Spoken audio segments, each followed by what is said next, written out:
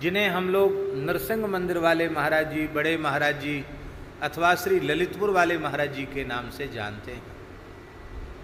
वो नरसिंह भगवान विराजमान हैं मंदिर में, तो प्रधान रघुनाथ जी हैं, पर मूल ठाकुर जो मंदिर के प्रधान हैं वो नरसिंह भगवान हैं, नरसिंह सालिग्राम। उन्हीं के नाम से स्थान का नाम नरसिंह मंदिर है। पूरा नगर उसके मालिक नरसिंह भगवान ही है। पूरा सरोवर सब उसी परंपरा में बना हुआ है। और वह स्थान लगभग 500 वर्ष पुराना स्थान है। कितने साल पुराना स्थान? इतना पुराना स्थान है ललितपुर वाला स्थान। रामानंद संप्रदाय के श्री खोजी जी के द्वारे के श्री स्वामी गोपाल दास जी महाराज किसी काल में वहाँ विराजते थे। ये बात 16वीं सदी के काल की है। और श्री गोपाल दास जी महाराज बड़े विरक्त महात्मा थे। काठ का ही आड़बंद, काठ की ही लंगोटी धारण करते थे और अखंड भस्म शरीर में रमाते थे। मस्तक पर विशाल जटाजूट सुशोभित रहते थे और वृक्ष के नीचे रहते थे। वहाँ एक छोटा सरोवर कुंड जैसा था और अपने सेव्य ठाकुर जी हैं नरसिंह भगवान सालिग्राम जी, उन्हीं की उपासना करते थे। भगवान नरसिंह प्रत्यक्ष प्रकट होकर उनको दर्शन देते थे, उनसे उनका वार्तालाप होता था। और प्रहलाद जी के जैसे वे निष्काम भक्त थे।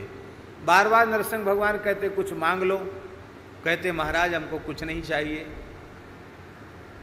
कामधेनु घूमती थी, उसी से संत सेवा होती थी। कामधेनु जानते हैं नहीं जानते हैं? पुराने संतों में कामधेनु घूमती थी। कामधेनु जानते हैं नहीं जानते हैं? अब सब परंपराएं खत्म हो गई।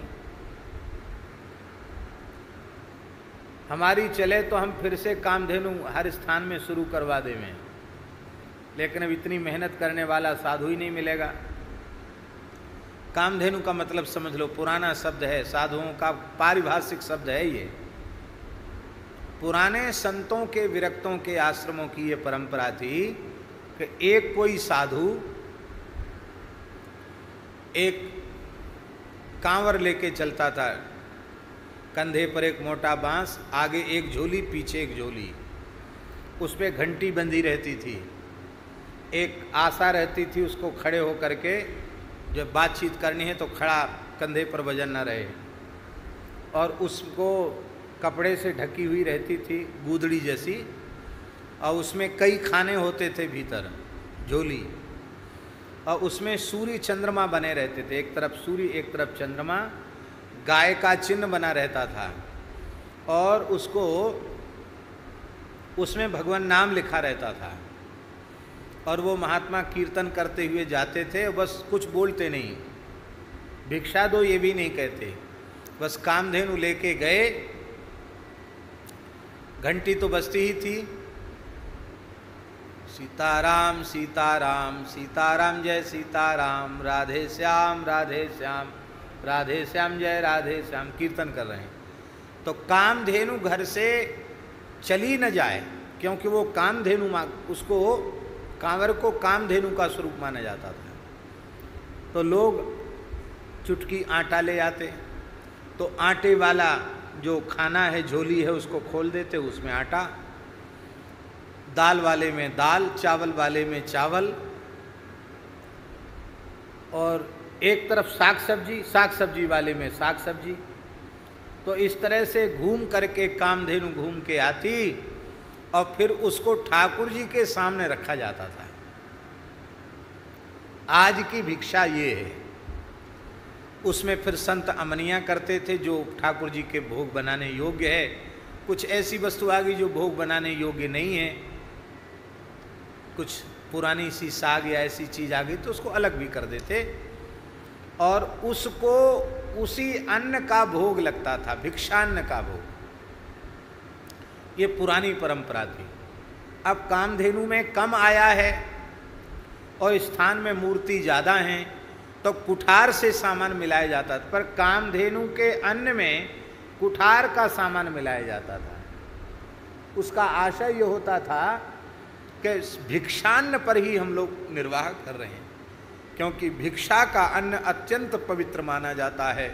वो कामधेनु घूमकर जो अन्न आता है उसमें किसी का कामना, किसी का संकल्प नहीं होता, उसमें पाप पुण्य की बात नहीं होती है। इसलिए क्योंकि अयाचित वृत्ति से वह आया है, अमृत के समान है वह, तो वो पुरानी परंपरा थी। अभी अभी तक श्री ललितपुर वाले महाराज जी के समय तक वो कामधेनु घूमती रही। अब कोई ऐसे मजबूत महात्मा नहीं है जो कामधेनु घुमावें, इसलिए बंद हो गई। तो श्री गोपाल दास जी के सामने नरसिंह भगवान प्रकट हुए, बोले वरदान मांग लो। तो हंसने लगे, बोले कामधेनु घूमती है और ठाकुर जी को आपको भोग लग जाता है, आए गए साधुओं को प्रसाद हो जाता है, और क्या करना है। वो ऐसे विरक्त थे उस परंपरा में कि कल के लिए कुछ भी शेष नहीं रखते थे। आज ही सब कुछ समाप्त कर दो, कल के लिए कुछ नहीं। महाराज जी के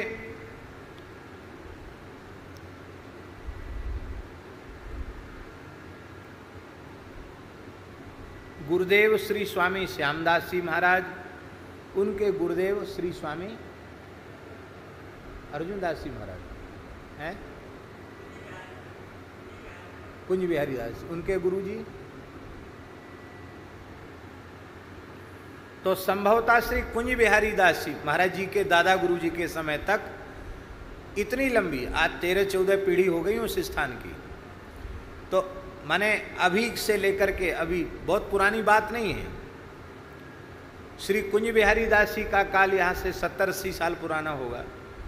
तब तक कामधेनु ही चलती थी, और कामधेनु तो महाराज जी के समय तक चली।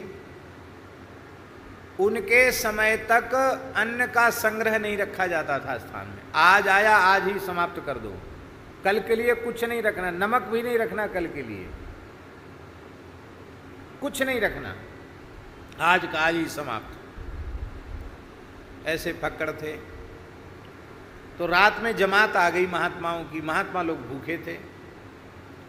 रात में जमात आ गई, जमात ने कहा कि लाओ राशन पानी लाओ। बोले अब तो रात हो गई, आधी रात को थोड़ी महात्मा पाते हैं, सूर्यास्त के बाद तो वैसे भी नहीं पाते हैं, अब रहने दो, राम राम करो, आज का और उपवास कर लो, कल कामधेनु घूमेगी, कुछ आएगा तो आप लोग पाना। वो लोग बड़े नाराज हो गए महात्मा लोग कि हम तो इतने दिन के भूखे हैं और तुम कहते कल तक प्रतीक्षा करो। तब उन्होंने कहीं से किसी को कह करके कुछ व्यवस्था कराई, तो महात्माओं ने रात को कुछ बनाया, भूखे थे पाया। लेकिन उनका क्रोध शांत नहीं हुआ था महात्माओं का। बोले कैसा महंत है, स्थान में कुछ नहीं रखता, इसको कुछ दंड देना चाहिए।